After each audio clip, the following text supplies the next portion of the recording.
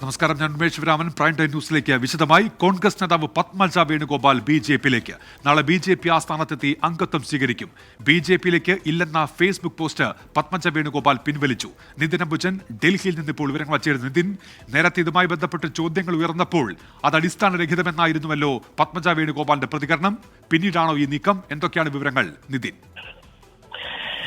ഉന്മേഷ്, എന്തായാലും കോൺഗ്രസ് സംബന്ധിച്ചാണെങ്കിൽ കനത്ത തിരിച്ചടി ഉണ്ടാക്കുന്ന ഒരു തീരുമാനമാണ് പത്മജ വേണുഗോപാൽ ഇപ്പോൾ സ്വീകരിക്കാൻ ഇരിക്കുന്നത്. നാളെ ബി.ജെ.പിയിലേക്കുള്ള പ്രവേശനം എന്തായാലും ഇപ്പോൾ ഉറപ്പിച്ചിട്ടുണ്ട്. നാളെ ബി.ജെ.പി ആസ്ഥാനത്തെത്തിയായിരിക്കും പത്മജ വേണുഗോപാൽ ബി.ജെ.പിയിലേക്ക് ചേരുക. നമുക്കറിയാം, കഴിഞ്ഞ ഏതാനും മണിക്കൂറുകൾക്ക് മുൻപ് ബി.ജെ.പിയിലേക്കുള്ള പ്രവേശനം നിഷേധിച്ചുകൊണ്ടുള്ള ഒരു ഫേസ്ബുക്ക് പോസ്റ്റിൽ പത്മജ വേണുഗോപാൽ അത് ഇട്ടിരുന്നു. പക്ഷേ ഇപ്പോൾ അത് പിൻവലിച്ചിരിക്കുകയാണ്. എന്തായാലും നാളെ ബി.ജെ.പി ആസ്ഥാനത്തെത്തി ബി.ജെ.പിയിൽ അംഗത്വം സ്വീകരിക്കും. ഇതിനു മുൻപ് തന്നെ ദേശീയ നേതാക്കളുമായി പത്മജ വേണുഗോപാൽ കൂടിക്കാഴ്ച നടത്തിയിട്ടുണ്ട്. നിലവിൽ പത്മജ വേണുഗോപാൽ ഡൽഹിയിലാണ് ഉള്ളത്. ലോക്സഭാ തെരഞ്ഞെടുപ്പ് വരാനിരിക്കെ കോൺഗ്രസ് സംബന്ധിച്ച് കനത്ത തിരിച്ചടി ഉണ്ടാക്കുന്ന ഒരു തീരുമാനമാണ്. കാരണം കേരള രാഷ്ട്രീയത്തിന്റെ ഭീഷ്മാചാര്യം എന്നറിയപ്പെടുന്ന കെ കരുണാകരൻ മുൻ മുഖ്യമന്ത്രിയാണ്. അതോടൊപ്പം തന്നെ ഈ ഒരു സാഹചര്യത്തിൽ ഒരുപക്ഷെ കോൺഗ്രസിന്റെ ഒരു പ്രധാനപ്പെട്ട നേതാവ് എന്ന നിലയിൽ എന്തായാലും പത്മജ വേണുഗോപാലിന്റെ ബി.ജെ.പി പ്രവേശനം ബി.ജെ.പി സംബന്ധിച്ചാണെങ്കിൽ വലിയ തരത്തിൽ നേട്ടമുണ്ടാക്കാൻ കഴിയുമെന്നാണ് അവർ പ്രതീക്ഷിക്കുന്നത്. നമുക്കറിയാം, ഇപ്പോഴും ബി.ജെ.പി 12 ലോക്സഭാ സീറ്റുകൾക്ക് മാത്രമേ സ്ഥാനാർത്ഥികളെ പ്രഖ്യാപിച്ചുള്ളൂ. ഇനിയും സ്ഥാനാർത്ഥികളെ പ്രഖ്യാപിക്കാൻ ഇരിക്കുകയാണ്. 2004 മുകുന്ദപുരത്ത് ലോക്സഭാ മണ്ഡലത്തിലും പത്മജ വേണുഗോപാൽ മത്സരിച്ചിരുന്നു. പിന്നീട് തൃശൂർ നിയമസഭാ മണ്ഡലത്തിലും മത്സരിച്ചിരുന്നു. പക്ഷെ അപ്പോഴും പരാജയപ്പെടുന്ന ഒരു സാഹചര്യമാണ് ഉണ്ടായത്. പിന്നീട് പല ഘട്ടങ്ങളിൽ പത്മജ വേണുഗോപാൽ കോൺഗ്രസ് നേതൃത്വത്തിനെതിരെ പരസ്യമായി തന്നെ രംഗത്ത് വന്നിരുന്നു. ഇടക്കാലത്ത് അത്തരം സജീവമായ നിലയിൽ കേരള രാഷ്ട്രീയത്തിൽ പത്മജ വേണുഗോപാൽ ഉണ്ടായിരുന്നില്ല. നിലവിൽ ഇപ്പോൾ ലോക്സഭാ സീറ്റിൽ നമുക്കറിയാം സിറ്റിംഗ് എം.പിമാർക്ക് മാത്രമേ ഇപ്പോൾ സീറ്റ് കോൺഗ്രസ് നൽകുന്നുള്ളൂ. ആ ഒരു സാഹചര്യത്തിൽ കൂടി പാർട്ടിയിൽ നിന്ന് നിരന്തരം നേരിടുന്ന അവഗണന ഇത് തന്നെയാണ് ഈ ബി.ജെ.പി പ്രവേശനത്തിന് കാരണമെന്ന് മനസ്സിലാക്കാൻ സാധിക്കുന്നു. എന്തായാലും കോൺഗ്രസ് സംബന്ധിച്ചാണെങ്കിൽ ഏത് നിലയിൽ ഈ ഒരു തിരിച്ചടിയെ നേരിടും എന്ന് സംബന്ധിച്ച് വലിയ തലവേദനയാകും. നിലവിൽ ഇപ്പോൾ പത്മജ വേണുഗോപാലിന്റെ സഹോദരൻ കെ മുരളീധരൻ വടകര ലോക്സഭാ മണ്ഡലത്തിൽ സ്ഥാനാർത്ഥിയാണ്. ആ ഒരു സാഹചര്യത്തിൽ കൂടി വലിയ തരത്തിലൊരു തിരിച്ചടിയാകും കോൺഗ്രസ് സംബന്ധിച്ച് ഉണ്ടാവുക. എന്തായാലും നാളെ ബി.ജെ.പിയുടെ ദേശീയ ആസ്ഥാനത്തെത്തി പത്മജ വേണുഗോപാൽ ബി.ജെ.പിക്കൊപ്പം ചേരുമെന്ന് മനസ്സിലാക്കുന്നു. ഒരുപക്ഷെ ലോക്സഭാ തെരഞ്ഞെടുപ്പിൽ സ്ഥാനാർത്ഥി പട്ടികയിൽ ഒരുപക്ഷെ പത്മജ വേണുഗോപാലിനെ നമുക്ക് പ്രതീക്ഷിക്കാം. കാരണം ബി.ജെ.പിയുടെ ഇപ്പോഴത്തെ സാഹചര്യത്തിൽ കോൺഗ്രസിനും കൂടുതൽ നേതാക്കളെ ബി.ജെ.പിയിലേക്ക് കൊണ്ടുവരാനുള്ള നീക്കം സജീവമായി തന്നെ കഴിഞ്ഞ ഏതാനും മാസങ്ങളായി നടക്കുന്നുണ്ട്. ഇതിന്റെ ഭാഗമായി തന്നെയാണ് ഇപ്പോൾ മുൻ മുഖ്യമന്ത്രി കെ കരുണാകരന്റെ മകൾ പത്മജ വേണുഗോപാലിനെ ബി.ജെ.പിയിലേക്ക് ഇപ്പോൾ എത്തിക്കാനുള്ള ശ്രമം നടന്നിരിക്കുന്നത്. എന്തായാലും നാളെയാണ് പത്മജ വേണുഗോപാൽ ബി.ജെ.പിയിലേക്ക് പ്രവേശനം ഉണ്ടാവുക. നിതിൻ, നേരത്തെ രാവിലെ ഇതുമായി ബന്ധപ്പെട്ട് ചോദ്യങ്ങൾ ഉയർന്നപ്പോൾ ഒരു ഫേസ്ബുക്ക് പോസ്റ്റായിരുന്നു പത്മജ വേണുഗോപാലിന്റെ മറുപടി. താൻ ഏത് തരത്തിലാണ് ചോദ്യങ്ങൾക്ക് മറുപടി നൽകിയതെന്ന് വിശദീകരിക്കുന്നു. ഒരു ആളുടെ ചോദ്യത്തിന് താൻ നൽകിയ മറുപടിയെ തെറ്റായി വ്യാഖ്യാനിച്ചു എന്ന് വിശദീകരിക്കുന്നു. അപ്പോൾ ആ സമയത്ത് തന്നെയും ഈ ബി.ജെ.പിയിലേക്ക് എന്നുള്ളത് ഉറപ്പിച്ചിരുന്നു കാണുമല്ലോ അല്ലേ നിതിൻ? ഉന്മേഷ്, തീർച്ചയായും അത്തരമൊരു നേരത്തെ ആ ഒരു തീരുമാനം സ്വീകരിച്ചതായിട്ടാണ് മനസ്സിലാക്കാൻ സാധിക്കുന്നത്. ഇതുമായി ബന്ധപ്പെട്ട ചർച്ചകൾ കഴിഞ്ഞ ഏതാനും നാളുകളായി തന്നെ കേരളത്തിൽ നടക്കുന്നുണ്ട്. ലോക്സഭാ തെരഞ്ഞെടുപ്പ് വരാനിരിക്കെ കോൺഗ്രസിനും കൂടുതൽ നേതാക്കളെ ബി.ജെ.പിയിലേക്ക് എത്തിക്കാനുള്ള ശ്രമം ബി.ജെ.പിയുടെ നേതൃത്വത്തിന്റെ ഭാഗത്തു നിന്നും നടന്നു വരികയായിരുന്നു. ഇതിന്റെ ഭാഗമായി തന്നെയാണ് ഇപ്പോൾ ഈ ബി.ജെ.പിയിലേക്കുള്ള പ്രവേശനം എന്ന് മനസ്സിലാക്കാൻ സാധിക്കുന്നു. എന്തായാലും നേരത്തെ ഉന്മേഷ് സൂചിപ്പിച്ചപ്പോൾ തന്നെ ബി.ജെ.പിയിലേക്ക് പോകുമെന്ന ഒരു വാർത്ത നിഷേധിച്ചുകൊണ്ട് ഫേസ്ബുക്ക് പോസ്റ്റ് പിന്നീട് അത് അധികം വൈകാതെ തന്നെ പത്മജ വേണുഗോപാൽ പിൻവലിക്കുന്ന ഒരു സാഹചര്യമാണ് ഉണ്ടായത്. അതിൽ ശുദ്ധ അസംബന്ധം എന്ന നിലയിൽ തന്നെയായിരുന്നു ഈ വാർത്തയെല്ലാം തന്നെ പത്മജ വേണുഗോപാൽ പ്രതികരിച്ചത്. പക്ഷേ അത് അധികം വൈകിയില്ല. അതിനുശേഷം ഈ ഫേസ്ബുക്ക് പോസ്റ്റ് പിൻവലിച്ചു. ഇപ്പോൾ എന്തായാലും ബി.ജെ.പിയുമായി സഹകരിച്ച് മുന്നോട്ട് പോകാം, ബി.ജെ.പിയിൽ പോകാം എന്ന തീരുമാനം തന്നെയാണ് പത്മജ വേണുഗോപാൽ സ്വീകരിച്ചിരിക്കുന്നത്. നാളെ 11 മണിയോടുകൂടി ഒരു പക്ഷേ ബി.ജെ.പിയിലേക്ക് അംഗത്വം സ്വീകരിക്കുമെന്ന് മനസ്സിലാക്കുന്നു. എന്തായാലും വളരെ പ്രധാനപ്പെട്ട ഒരു തീരുമാനം തന്നെയാണ് സ്വീകരിച്ചിരിക്കുന്നത്. കഴിഞ്ഞ ഏതാനും നടത്തിയ ചർച്ചയുടെ ഒരു തുടർച്ചയായി തന്നെയാണ് ഈ ബി.ജെ.പി പ്രവേശനം എന്ന് മനസ്സിലാക്കുന്നു. നാളെ ബി.ജെ.പി ആസ്ഥാനത്തെത്തിയാകും എന്തായാലും ബി.ജെ.പിയുടെ ഭാഗമാവുക. നമുക്കറിയാം, ഒരുപക്ഷെ ലോക്സഭാ തെരഞ്ഞെടുപ്പ് വരാനിരിക്കുന്ന സാഹചര്യത്തിൽ ഒരു ബി.ജെ.പിയുടെ സ്ഥാനാർത്ഥി പട്ടികയിലടക്കം ഇടം നേടാനുള്ള സാധ്യതയും തള്ളിക്കളയാൻ കഴിയില്ല. എന്തായാലും ഈ നിലയിലായാലും കോൺഗ്രസ് സംബന്ധിച്ച്, സംസ്ഥാന കോൺഗ്രസ് സംബന്ധിച്ച് ഒരുപക്ഷെ സമീപകാലത്ത് നേരിടാൻ പോകുന്ന ഏറ്റവും കനത്ത തിരിച്ചടി എന്ന് തന്നെ പറയാം. പ്രത്യേകിച്ചും ലോക്സഭാ തെരഞ്ഞെടുപ്പ് പടിവാതിൽക്കൽ എത്തി നിൽക്കുകയാണ്. മുൻ മുഖ്യമന്ത്രി ഒരുപക്ഷെ കേരള രാഷ്ട്രീയത്തിൽ ലീഡർ എന്ന് വിശേഷിപ്പിക്കുന്ന ഏക വ്യക്തി കെ കരുണാകരനാണ്. കെ കരുണാകരന്റെ മകൾ തന്നെ ഇപ്പോൾ ബി.ജെ.പിയിലേക്ക് പോകുകയാണ്. ആ ഒരു സാഹചര്യത്തിൽ ഈ ഒരു തിരിച്ചടി ഏത് നിലയിൽ മറികടക്കാൻ കഴിയുമെന്നത് കോൺഗ്രസ് സംബന്ധിച്ച് വലിയ തലവേദനയാകും. കെ കരുണാകരന്റെ മകൾ പത്മജ വേണുഗോപാൽ കോൺഗ്രസിന്റെ നേതാവ് കഴിഞ്ഞ നിയമസഭാ തെരഞ്ഞെടുപ്പിൽ മത്സരിച്ച കോൺഗ്രസ് നേതാവ് BJPയിലേക്ക് പോകുന്നു. നാളെ BJP ആസ്ഥാനത്തെത്തി അംഗത്വം സ്വീകരിക്കുമെന്നാണ് ഇപ്പോൾ പുറത്തുവരുന്ന വാർത്ത. നിതിൻ അംബുജനാണ് വിശദാംശങ്ങൾ നൽകിയത്. വന്യജീവി ആക്രമണം പ്രത്യേക ദുരന്തമായി പ്രഖ്യാപിച്ച് സർക്കാർ.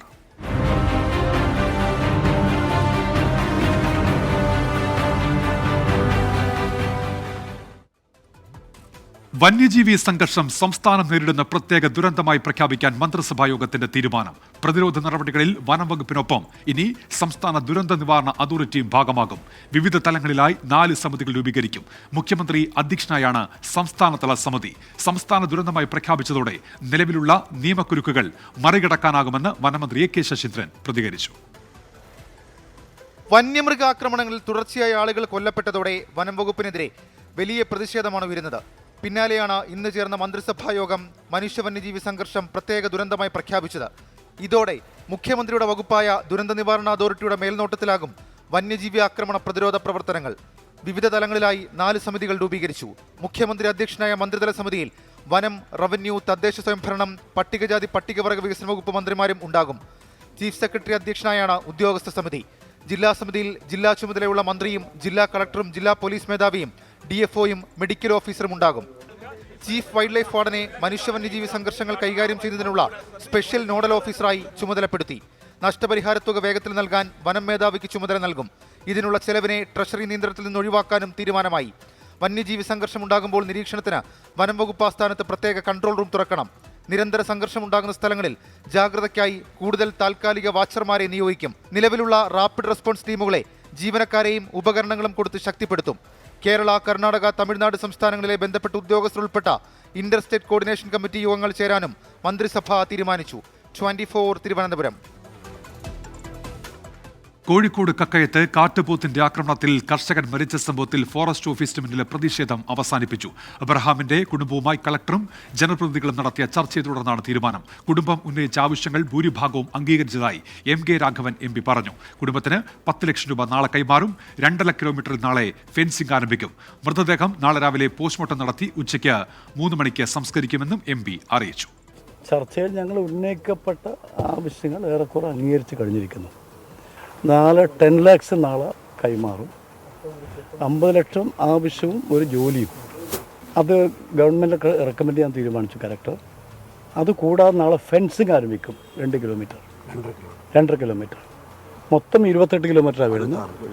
26. അപ്പോൾ 2.5 കിലോമീറ്റർ നാളെ ഈ ഫെൻസിങ് ആരംഭിക്കും. അപ്പോൾ തുടർന്ന് അതുപോലെ നേരത്തെ ആവശ്യപ്പെട്ട പോലെ വെടിവെക്കാനുള്ള ഓർഡറും നൽകിക്കഴിഞ്ഞു. അപ്പോൾ സ്വാഭാവികമായും ഉന്നയിക്കപ്പെട്ട ഏറെക്കുറെ പ്രശ്നങ്ങൾക്ക് പരിഹാരം കണ്ടിരിക്കുന്നു. അതുകൊണ്ട് നാളെ രാവിലെ ഇൻക്വസ്റ്റും പോസ്റ്റ്മോർട്ടം ആരംഭിക്കും 8 മണിക്ക്. നാളെ 3 മണിക്കാണ് നേരത്തെ പറഞ്ഞിട്ടുള്ള ഫ്യൂണറൽ 3 മണിക്കാണ് കക്കയത്ത് വെച്ച്. കളക്ടർ നൽകിയ ഉറപ്പിൽ സംതൃപ്തിയുണ്ടെന്നും പാലിച്ചില്ലെങ്കിൽ വീണ്ടും സമരം ആരംഭിക്കുമെന്നും അബ്രഹാമിന്റെ മകൻ ജോബിഷ് പറഞ്ഞു. ഞങ്ങൾക്ക് ഇപ്പോൾ ഉറപ്പ് കിട്ടിയിട്ടുണ്ട്. ഇവരുടെ വക ഞങ്ങൾക്ക് ഉറപ്പ് കിട്ടിയിട്ടുണ്ട്. അഥവാ നാളെ അത് പാലിച്ചില്ലെങ്കിൽ വീണ്ടും ഞങ്ങൾ സമരം പിന്നെയും തുടങ്ങും. സംതൃപ്തരാണ്. കക്കയത്തെ അക്രമകാരിയായ കാട്ടുപോത്തിനെ വെടിവെച്ച് കൊല്ലാൻ പ്രിൻസിപ്പൽ ചീഫ് കൺസർവേറ്റർ ഉത്തരവിട്ടു. മൈക്ക് വെടിവെക്കാനായില്ലെങ്കിൽ വെടിവെക്കാനാണ് നിർദ്ദേശം. ഉത്തരവിന്റെ പകർപ്പ് 24 ലഭിച്ചു. അഭിജിത്ത് മുഴക്കുന്ന് ഇപ്പോൾ കോഴിക്കോട് നിന്ന് വിവരങ്ങളുമായി ചേരുന്നുണ്ട്. അഭിജിത്ത്, ഇപ്പോൾ ഒരു താൽക്കാലിക പ്രശ്നപരിഹാരമാണ്. അവർ സമരം അവസാനിപ്പിക്കുന്നു. നാളെ സർക്കാർ നൽകിയ വാഗ്ദാനങ്ങൾ നാളെ അതേപടി നടപ്പാകുമെന്ന പ്രതീക്ഷ അവർ പ്രകടിപ്പിക്കുന്നു. എന്തൊക്കെയാണ് വിവരങ്ങൾ അഭിജിത്ത്? ഉന്മേഷ്, എബ്രഹാമിന്റെ ബന്ധുക്കളും കളക്ടറുമായി നടത്തിയ 3ാം ഘട്ട ചർച്ചയ്ക്കൊടുവിലാണ് ഈ ആവശ്യങ്ങളിൽ ഒരു തീരുമാനം വന്നിരിക്കുന്നത്. പ്രധാനമായും നഷ്ടപരിഹാരവുമായി ബന്ധപ്പെട്ടും ഒപ്പം തന്നെ ഈ കുടുംബത്തിൽ ഒരാൾക്ക് ജോലി നൽകുക തുടങ്ങിയ ആവശ്യങ്ങൾ ഉന്നയിച്ചായിരുന്നു ബന്ധുക്കളുടെ പ്രതിഷേധം. ഇക്കാര്യത്തിൽ നാളെ തന്നെ കുടുംബത്തിന് 10 ലക്ഷം രൂപ നൽകാമെന്നുള്ള ഒരു തീരുമാനം അല്ലെങ്കിൽ അത്തരത്തിലുള്ള ഒരു ഉറപ്പ് ബന്ധുക്കൾക്ക് കളക്ടർ നൽകി. കൂടാതെ കുടുംബത്തിൽ ഒരാൾക്ക് ജോലിയും ബാക്കിയുള്ള 40 ലക്ഷം രൂപ നൽകുന്നതിനാവശ്യമായ ശുപാർശ സർക്കാരിന് നൽകും. കൂടാതെ കക്കയത്ത് കാട്ടുപോത്തുള്ള 2.5 കിലോമീറ്റർ ഭാഗത്ത് ഫെൻസിംഗ് നാളെ ആരംഭിക്കാനുള്ള ഒരു തീരുമാനം കൂടി കളക്ടർ ഉറപ്പായി ഇവർക്ക് നൽകിയിട്ടുണ്ട്. ഇക്കാര്യങ്ങളിൽ ഒരു ഉറപ്പ് ലഭിച്ചതിനാൽ നിലവിൽ പ്രതിഷേധങ്ങൾ അവസാനിപ്പിക്കാനാണ് കോൺഗ്രസിന്റെ അടക്കം തീരുമാനം, ബന്ധുക്കളുടെയും തീരുമാനം. MK രാഘവൻ MPയും മറ്റ് ജനപ്രതിനിധികളും ഒപ്പം ബന്ധുക്കളും നടത്തിയ ചർച്ചയ്ക്കൊടുവിലാണ് ഈ ഒരു തീരുമാനം വന്നിരിക്കുന്നത്. കൂടാതെ പോസ്റ്റ്മോർട്ടം നടപടികൾ സംബന്ധിച്ചും ഒരു ധാരണ വന്നിട്ടുണ്ട്. അതായത് നാളെ 8 മണിക്ക് തന്നെ ഇൻക്വസ്റ്റ് പോസ്റ്റ്മോർട്ടം നടപടികൾ ആരംഭിക്കും. ശേഷം വൈകിട്ട് 3 മണിക്ക് കക്കയത്തെ എബ്രഹാമിന്റെ വീട്ടിൽ സംസ്കാര ചടങ്ങുകൾ നടത്താനാണ് നിലവിൽ തീരുമാനമായിരിക്കുന്നത്. മരിച്ച എബ്രഹാമിന്റെ മകൻ ജോബിഷ് ഇക്കാര്യത്തിൽ ഒരു പ്രതികരണം നടത്തിയിരുന്നു.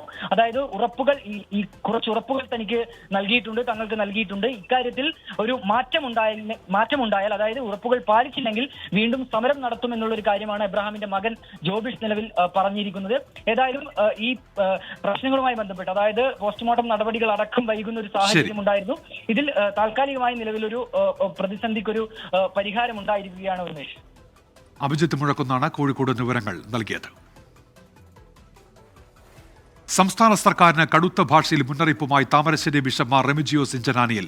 വന്യജീവി ആക്രമണത്തിന് പരിഹാരമുണ്ടായില്ലെങ്കിൽ മലയോര മേഖലയിൽ ഭരണം ഏറ്റെടുക്കും. ഇനി മൃഗങ്ങൾ നാട്ടിലിറങ്ങിയാൽ വെടിവെക്കുമെന്നും മാർ റെമിജിയോസ് ഇഞ്ചനാനിയിൽ പറഞ്ഞു. ങ്ങളിലേക്ക് കടന്നു വരുന്ന മൃഗങ്ങളെ കൈകാര്യം ചെയ്യുവാനുള്ള അനുവാദം മാത്രം ഞങ്ങൾക്ക് തന്നാൽ മതി. അത് ഞങ്ങൾ ഇവിടെ ചെയ്തുകൊള്ളാം. ഇതാണ് സർക്കാരിനോട് ഞങ്ങൾക്ക് ആവശ്യപ്പെടാനുള്ളത്. സർക്കാർ ഞങ്ങൾക്കത് നൽകിയില്ലെങ്കിൽ ഒരു ദിവസം പ്രഖ്യാപിച്ച് ഞങ്ങൾ തീർച്ചയായിട്ടും ഞങ്ങളുടെ പ്രദേശങ്ങളിൽ ഇറങ്ങി ഞങ്ങൾ വെടിവെച്ച് കൊല്ലുക തന്നെ ചെയ്യും. ഞങ്ങൾക്ക് ഞങ്ങളുടെ ജീവന് സംരക്ഷണം നൽകാൻ സർക്കാരിന് സാധിക്കുന്നില്ലെങ്കിൽ, ഫോറസ്റ്റ് ഉദ്യോഗസ്ഥർക്ക് സാധിക്കുന്നില്ലെങ്കിൽ, ഇനിയൊരു ദുരന്തം ഇതുകൂടി ആവർത്തിച്ചാൽ ഇവിടുത്തെ ഈ മലമ്പ്രദേശത്തെ ഭരണം ഞങ്ങൾ തന്നെ ഏറ്റെടുക്കുമെന്ന് ഉറക്കെ ഞങ്ങൾ പറയുകയാണ്. വന്യജീവി ആക്രമണത്തിൽ സർക്കാരിനെതിരെ രൂക്ഷ വിമർശനവുമായി ഇടുക്കി രൂപത.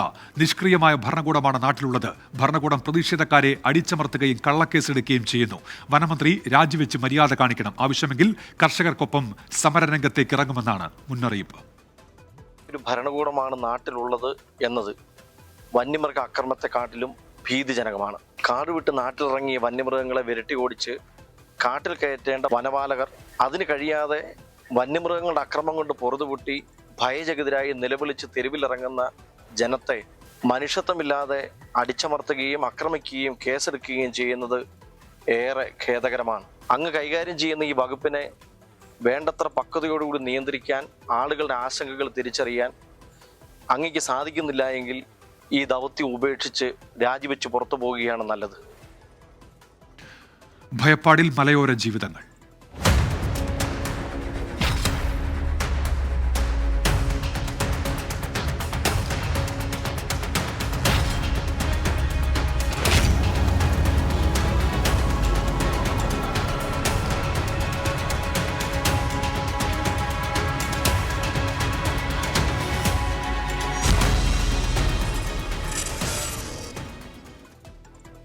മലപ്പുറം മഞ്ചേരി കാരക്കുന്നിൽ കാട്ടുപന്നി കുറുകെ ചാടിയതിനെ തുടർന്ന് ഓട്ടോറിക്ഷ മറിഞ്ഞ് ഡ്രൈവർ മരിച്ചു. പഴയടം തടിയംപുറത്ത് ഷഫീഖാണ് മരിച്ചത്. തിരുവനന്തപുരത്ത് വയോധികനെ കാട്ടുപന്നി ആക്രമിച്ചു. നിലമ്പൂരിൽ ആദിവാസി യുവാവിന് കരടിയുടെ ആക്രമണത്തിൽ പരിക്കേറ്റു.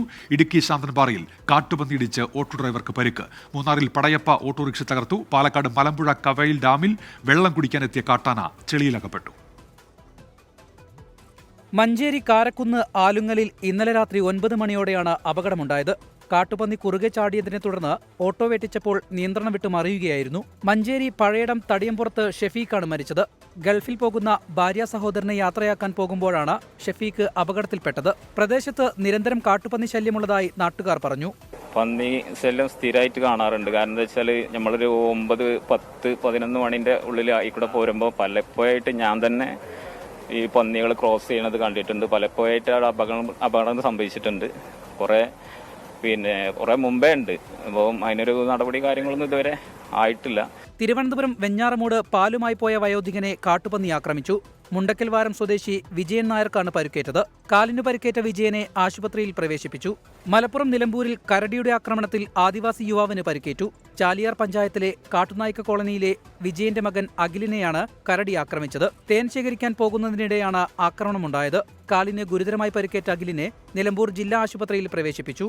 മലമ്പുഴ കവയിൽ ഡാമിൽ നിന്ന് വെള്ളം കുടിക്കാനെത്തിയ കാട്ടാന ചെളിക്കുളത്തിൽ അകപ്പെട്ടു. ഇന്ന് പുലർച്ചെയാണ് സംഭവം. 2 മണിക്കൂറോളം ചെളിയിലകപ്പെട്ട കൊമ്പനെ ഒടുവിൽ കാട് കയറ്റി. ജലാശയത്തിൽ വെള്ളം കുറവായതിനാൽ കൂടുതൽ അടുത്തേക്ക് പോയതിനാലാണ് ചെളിയിലകപ്പെടുന്ന സാഹചര്യമുണ്ടായത്. ഏറെ നേരം ശ്രമിച്ചെങ്കിലും ആനയ്ക്ക് കരയിലേക്ക് കയറാനായില്ല. 2 മണിക്കൂറോളം ചളിയിൽ കുടുങ്ങിക്കിടന്ന ശേഷമാണ് ആനയെ കരക്കെത്തിക്കാനായത്. രക്ഷപ്പെടുത്തിയ ആനയെ പിന്നീട് കാട് കയറ്റി. കണ്ണാടി വടക്കുമുറിയിൽ ലോറിയിൽ നിന്ന് വിരണ്ടോടി നാശനഷ്ടങ്ങളുണ്ടാക്കിയ അക്കരമേൽ ശേഖരൻ എന്ന നാട്ടാനയ്ക്ക് 15 ദിവസത്തെ വിലക്ക് ഏർപ്പെടുത്തി. 15 ദിവസത്തേക്ക് ആനയെ ഉത്സവങ്ങളിൽ എഴുന്നള്ളിക്കരുതെന്നാണ് വനം വകുപ്പിന്റെ നിർദ്ദേശം. 24 പാലക്കാട്, മലപ്പുറം. കാട്ടാനയുടെ ആക്രമണത്തിൽ ആദിവാസി സ്ത്രീ കൊല്ലപ്പെട്ട അതിരപ്പള്ളിയിലെ ജനവാസ മേഖലയിൽ വീണ്ടും കാട്ടാന ഇറങ്ങി. വനംവകുപ്പ് RRT സംഘം എത്തിയാണ് ആനയെ തുരത്തിയത്. ഇന്നലെ കാട്ടാന ആക്രമണത്തിൽ കൊല്ലപ്പെട്ട വത്സയുടെ മൃതദേഹം സംസ്കരിച്ചു. അതിരപ്പള്ളിയിൽ കോൺഗ്രസ് കരിദിനം ആചരിച്ചു. ഇന്നലെയാണ് വാച്ചുമരം കോളനിയിലെ ഊരുമൂപ്പൻ രാജന്റെ ഭാര്യ വത്സലയെ കാട്ടാന കൊലപ്പെടുത്തിയത്. ഇന്ന് രാവിലെ ചാലക്കുടി താലൂക്ക് ആശുപത്രിയിൽ പോസ്റ്റ്മോർട്ടം നടപടികൾ പൂർത്തിയാക്കിയ ശേഷം മൃതദേഹം 10:30 വാച്ചുമരം കോളനിയിലെത്തിച്ചു. വനവകുപ്പ് ഉദ്യോഗസ്ഥർ ഉൾപ്പെടെയുള്ളവരുടെ സാന്നിധ്യത്തിലായിരുന്നു സംസ്കാരം. വനവകുപ്പ് പ്രഖ്യാപിച്ച 10 ലക്ഷം രൂപ നഷ്ടപരിഹാരത്തിന്റെ ആദ്യ ഗഡുവായ 5 ലക്ഷം രൂപ കുടുംബാംഗങ്ങൾക്ക് കൈമാറി. ഇന്ന് രാവിലെയും അതിരപ്പള്ളി ജനവാസ മേഖലയ്ക്ക് സമീപം കാട്ടാന ഇറങ്ങി.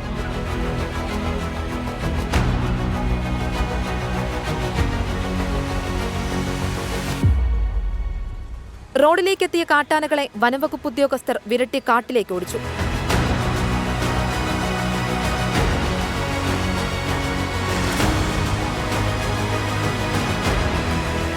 ജനവാസ മേഖലയിൽ കാട്ടാന ഇറങ്ങിയതോടെ കോൺഗ്രസ് പ്രവർത്തകർ റോഡ് ഉപരോധിച്ചു.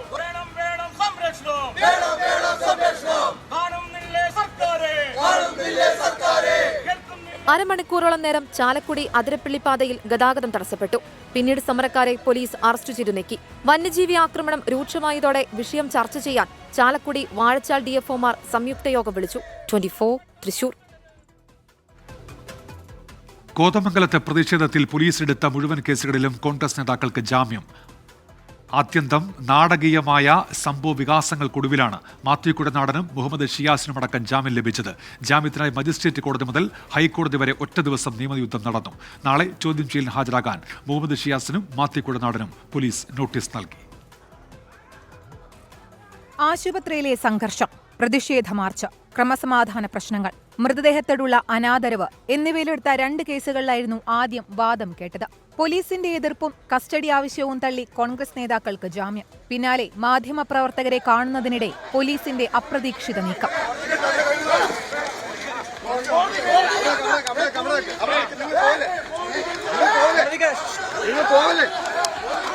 പൊതുമുതൽ നശിപ്പിച്ചെന്ന കേസിൽ DCC അധ്യക്ഷൻ മുഹമ്മദ് ഷിയാസിനെ കസ്റ്റഡിയിലെടുക്കാനുള്ള നീക്കത്തിൽ സംഘർഷം. പോലീസിനെ തള്ളിമാറ്റി മുഹമ്മദ് ഷിയാസ് കോടതി മുറിയിൽ. തുടർന്ന് പോലീസും കോൺഗ്രസ് നേതാക്കളും കോടതി വളപ്പിൽ മുഖാമുഖം.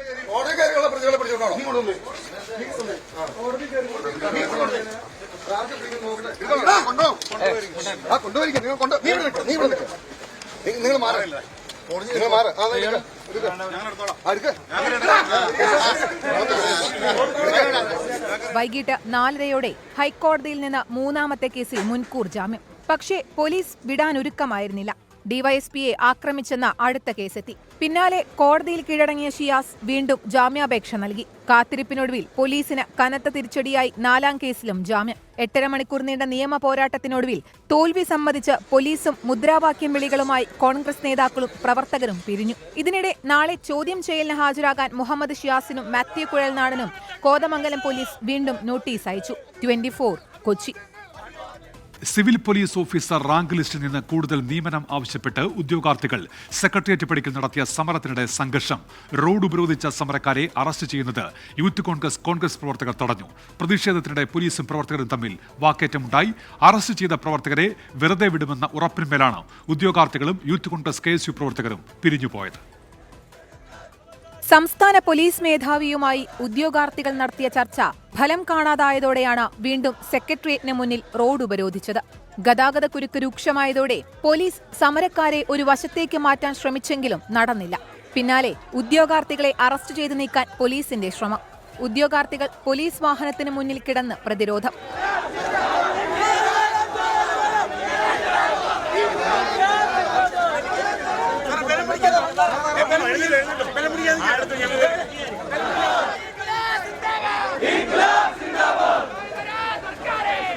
ഉദ്യോഗാർത്ഥികളെ അറസ്റ്റ് ചെയ്ത് നീക്കാനുള്ള ശ്രമം ആരംഭിച്ചതോടെ സെക്രട്ടേറിയറ്റിന് മുന്നിൽ നിരാഹാര സമരം നടത്തുകയായിരുന്ന യൂത്ത് കോൺഗ്രസ് സംസ്ഥാന അധ്യക്ഷൻ രാഹുൽ മാങ്കൂട്ടത്തിലും KSU സംസ്ഥാന അധ്യക്ഷൻ അലോഷ്യസ് സേവ്യറും പോലീസിനെതിരെ രംഗത്തെത്തി. പിന്നാലെ വാക്കുതർക്കം, ഒടുവിൽ സംഘർഷം.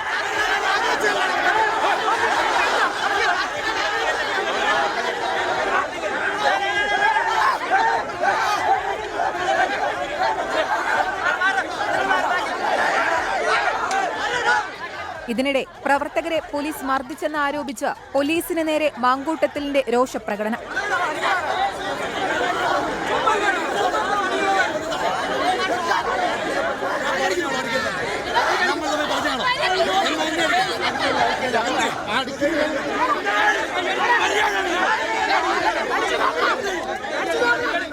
അവിടെയും തീർന്നില്ല.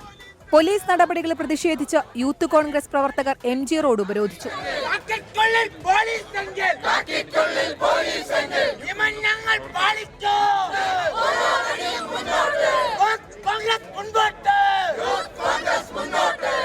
ഏറെ പണിപ്പെട്ടാണ് പ്രവർത്തകരെ പോലീസ് പിരിച്ചുവിട്ടത്. ആവശ്യങ്ങൾ അംഗീകരിക്കും വരെ പ്രതിഷേധം തുടരാനാണ് CPO ഉദ്യോഗാർത്ഥികളുടെ തീരുമാനം. 24 തിരുവനന്തപുരം. യൂത്ത് കോൺഗ്രസ് സംസ്ഥാന അധ്യക്ഷൻ രാഹുൽ മാങ്കൂട്ടത്തിനെതിരെ വീണ്ടും കേസ്. സെക്രട്ടേറിയറ്റ് മുന്നിലെ CPO സമരവുമായി ബന്ധപ്പെട്ടാണ് ഇപ്പോൾ FIR ഇട്ടിരിക്കുന്നത്. AV ജയശങ്കർ, തിരുവനന്തപുരത്ത്. ജയശങ്കർ, വിവരങ്ങൾ.